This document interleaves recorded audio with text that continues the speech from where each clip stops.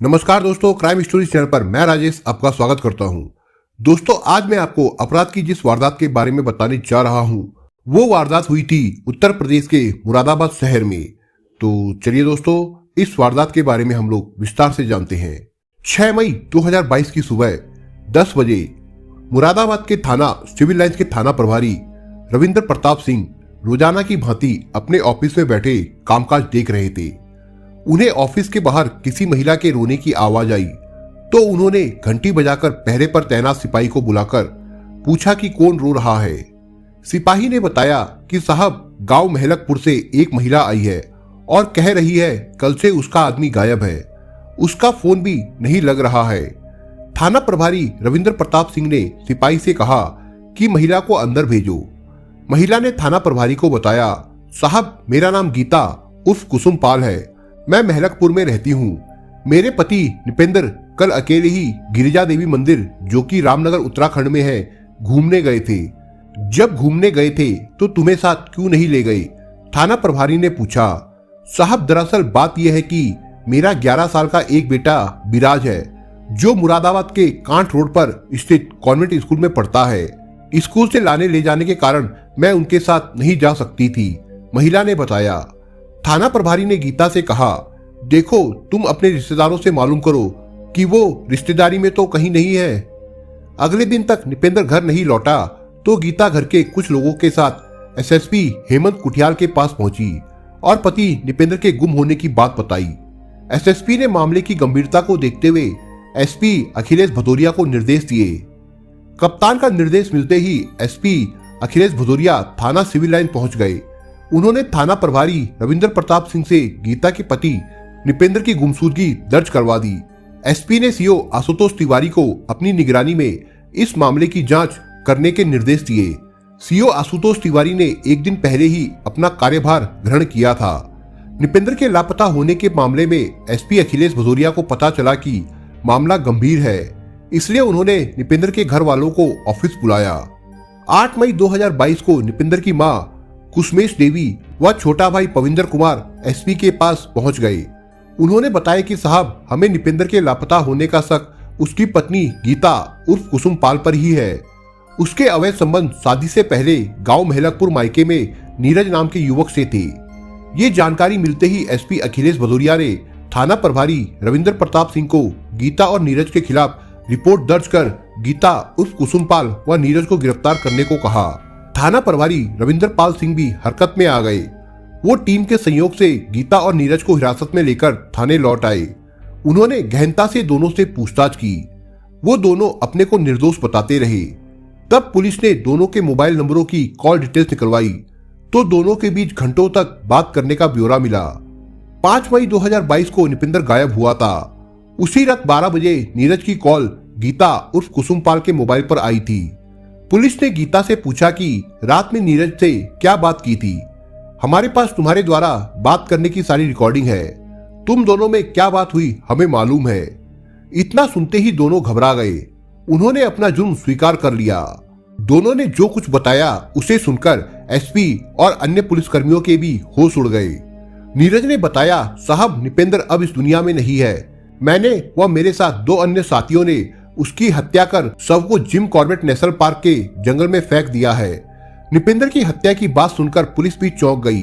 नीरज और गीता से पूछताछ करने के बाद निपेंद्र की हत्या की जो कहानी सामने आई वो कुछ इस प्रकार से थी।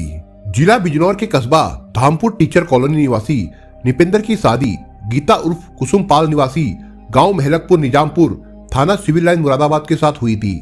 मृतक निपेंद्र के पिता सुरेश पाल सिंह सिंचाई विभाग में उच्च पद पर कार्यरत थे। इनकी पत्नी कुसमेश पाल है। सुरेंद्र पाल सिंह के 2 बेटे थे। बड़े बेटे का नाम निपेंद्र पाल, छोटे बेटे का नाम परविंदर था। निपेंद्र पाल की शादी के साल भर बाद बेटा पैदा हुआ था, जिसका नाम विराज रखा था। कुछ साल पहले सुरेश पाल सिंह का निधन हो गया था। मृत्यु के समय सुरेश पाल सिंह सर्विस में थे। मृत्यु के बाद उनकी नौकरी कंपेशन ग्राउंड पर उनके बेटे परविंदर को मिल गई। पिता सुरेश पाल सिंह को जो पैसा मिला उसका बड़ा बेटा निपेंद्र हकदार होगा। पिता सुरेश पाल सिंह के विभाग से 25 लाख रुपए मिले जो निपेंद्र को मिले। वो पैसे उसने अपनी पत्नी गीता के खाते में डलवा दिए थे। गीता अधिकतर समय अपने मायके महलकपुर मुरादाबाद में ही बिताती थी। गीता की मां ने उसके लिए गांव मेहलकपुर में ही नया मकान बनवा कर दिया था, जिसमें वो रहती थी। गीता और उसकी 4 बहनों के नाम 120 बीघा जमीन थी। गीता ही उसे जुतवा रही थी। मृतक निपेंद्र इंटर पास था, जबकि गीता बीएससी पास थी। निपेंद्र बेरोजगार था। घटना से करीब 2 महीने पहले निपेंद्र धामपुर बिजनौर से गांव मेहलकपुर में स्थित अपनी ससुराल में आकर रहने लगा था। गीता ने अपनी व बहनों की 120 बीघा जमीन मेहलकपुर गांव के ही नीरज को बटाई पर दे दी थी, जिस कारण नीरज गीता के घर आने जाने लगा था। तभी उसके संबंध गीता से हो गए थे। जब निपेंद्र मेहलकपुर गांव आया था, तब उसको खेत बटाईदार नीरज व गीता के संबंधों का पता चला।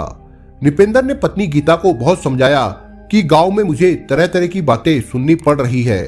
गीता ने कहा कि गांव वाले मुझसे रंजिश रखते हैं, मुझे पहले भी तथा अब भी बदनाम करने से नहीं चूकते हैं। इस बात को लेकर निपेंद्र का पत्नी से आए दिन झगड़ा होने लगा था। निपेंद्र ने अब ज्यादा ही शराब पीनी शुरू कर दी थी।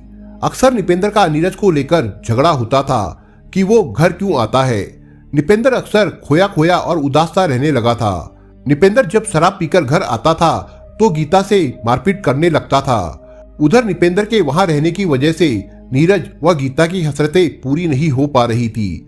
निपेंद्र हमेशा यही सोचता रहता था कि मैंने बहुत बड़ी गलती कर दी, जो पिता की मिले 25 लाख रुपए गीता के खाते में जमा कर दिए। नीरज गीता का पहला प्यार था। शादी के बाद भी गीता नीरज को भूली नहीं थी। शादी के बाद भी नीरज का धामपुर अक्सर आना जाना था। निपेंद्र नीरज और गीता के संबंधों से बिल्कुल अनभिज्ञ था। जब वो 2 महीने पहले मेहलकपुर आया तो इन संबंधों का उसे पता चला था। नीरज जब भी गीता के घर आता तो गीता नीरज की बहुत आवभगत करती थी। निपेंद्र मन महसूस कर रह जाता था। निपेंद्र के ससुराल में रहने की वजह से नीरज व गीता का मिलना जुलना बिल्कुल बंद हो गया था। नीरज व गीता अपनी हसरतें पूरी नहीं कर पाते थे। घर में आए दिन होने वाले झगड़ों से निजात पाने के लिए नीरज व गीता ने एक खतरनाक योजना बना डाली। इस योजना में नीरज ने अपने चचेरे भाई मिथुन व भतीजे सौरभ को भी शामिल कर लिया था। योजना के अनुसार 5 मई 2022 की शाम 5 बजे निपेंद्र पेपर मिल चौराहे से घर का सामान लेने के लिए निकला। तभी गीता ने अपने प्रेमी नीरज को फोन किया कि निपेंद्र शराब पीने के लिए ठेके पर जाने के लिए निकला है। इसके बाद नीरज अपने 2 साथियों के साथ स्कॉर्पियो कार से निकला। रास्ते में उसे निपेंद्र मिल गया। नीरज ने गाड़ी रोककर पूछा, जीजाजी कहाँ जा रहे हो? आओ हम तुम्हें बाजार तक छोड़ देंगे। निपेंद्र गाड़ी में बैठ गया था। क्या लेने जा रहे हो? दारू? नीरज बोला। नहीं, मैं घर का सामान लेने निकला था, निपेंद्र ने बताया। नीरज गाड़ी को शराब के ठेके के पास ले गया। तभी नीरज का चचेरा भाई मिथुन भागकर ठेके से 1 बोतल शराब, 4 गिलास, पानी की 1 बोतल, नमकीन, सिगरेट की डब्बी, पान मसाला लेकर आ गया था। नीरज बोला, यहाँ चौराहे पर पुलिस रहती है, क्यों ना चड्डा पुल के आगे वहीं एकांत में गाड़ी खड़ी करके आराम से पियेंगे। चड्डा पुल से होकर रामनगर उत्तराखंड के लिए रास्ता है। चारों ने गाड़ी में बैठकर शराब पी। ज्यादा शराब निपेंद्र को दी। जब निपेंद्र नशे में हो गया तो नीरज गाड़ी को रामनगर से ऊपर पर्यटन स्थल गिरजिया देवी मंदिर से 7 किलोमीटर दूर वन विभाग की मुहान चौकी के पास जिम कॉर्बेट नेशनल पार्क के जंगल में ले गया। वहां तीनों ने मिलकर निपेंद्र की गला घोटकर हत्या कर दी।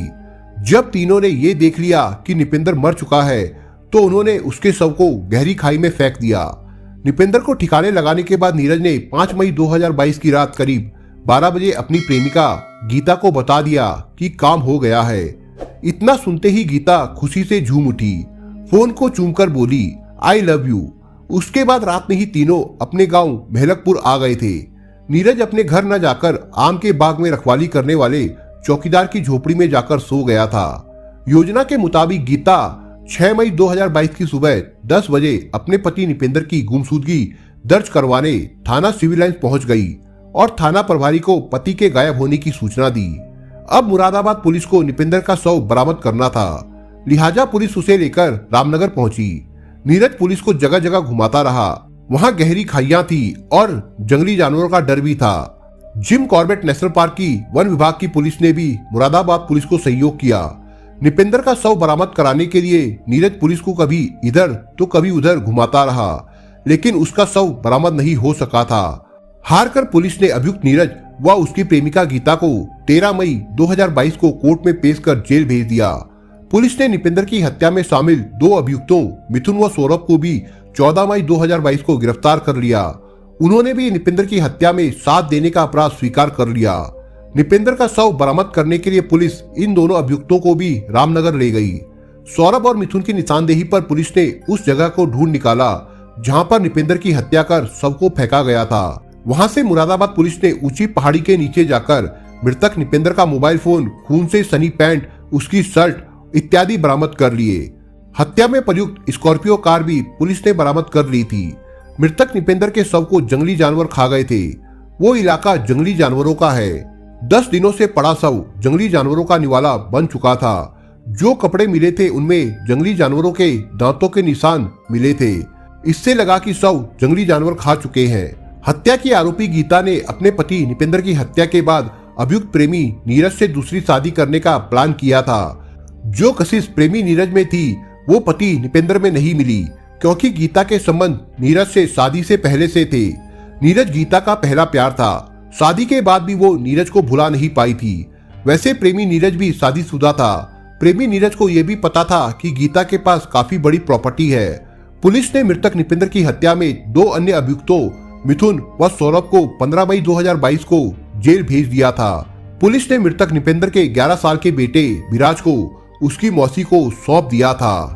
दोस्तों, आप अगर चैनल पर नए हो तो आप चैनल को सब्सक्राइब करने के साथ कमेंट बॉक्स में इस कहानी के बारे में अपने विचार जरूर लिखिएगा। मिलता हूं एक नई कहानी के साथ, तब तक के लिए अपना ख्याल रखिएगा। धन्यवाद।